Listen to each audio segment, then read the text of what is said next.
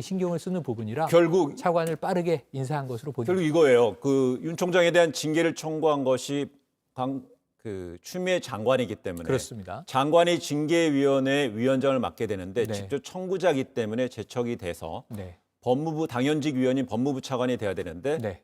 법무부 차관이 공석이 사임을 했단 되면, 말이에요. 네. 그리고 오늘 결국은 이틀을 앞서서 청와대에서 신임 법무부 차관을 내정했다는 것은 징계회의는 예정대로 진행할 것이고 네.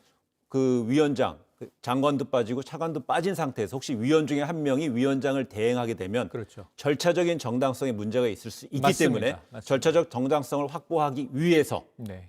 차관을 내정했다는 겁니다. 네, 네. 결국 이거는 청와대에서는 징계회의에서 의결사항이 나오게 되면은 네. 절차대로 그대로 집행하겠다는 강한 의지를 보였다. 맞습니다. 이런 해석인 거네요. 맞습니다. 지금 징계위원회를 이틀 앞두고 이 촉박한 상황에서 결국 법무부 차관을 임명했고 네. 하나를 약간 보탠다면요.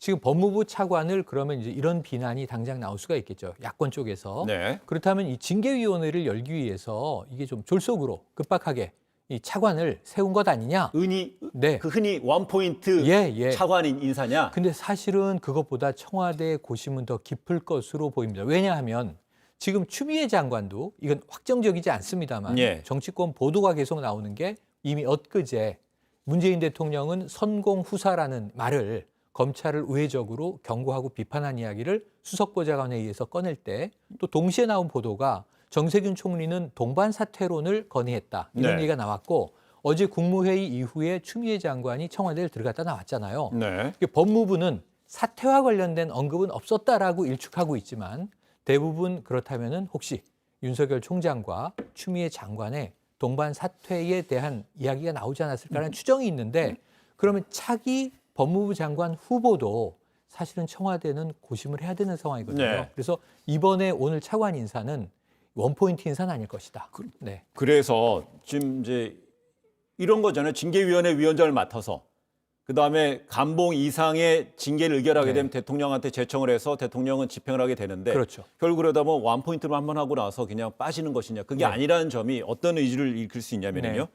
이용구 차관은 그 차관 내정자는 이미 조국 전 장관 앞서서 박상기 조국 전 장관 그다음에 추미애 장관 시절까지 네. 3대에 걸쳐서 법무실장 법무 검찰 개혁에 앞장을 섰고요. 맞습니다. 공수처 출범 준비팀장도 맡았습니다. 맞습니다. 그리고 일각에서는 공수처장 후보로도 후보로도 거론이 올라섰- 됐었어요. 맞습니다. 결국 그렇기 때문에 네. 징계위원회 위원장을 맡기도 하고 동시에 그 이후에도 네. 중책을 계속 맡을 수 있는 인물이라는 거군요. 그렇습니다. 그래서 네. 만약에 추미애 장관이 이제 정치인 출신의 법무부 장관으로 또 비검찰 출신으로 지금까지 이제 비검찰 출신의 비검사 출신의 법무부 장관은 있어 왔죠.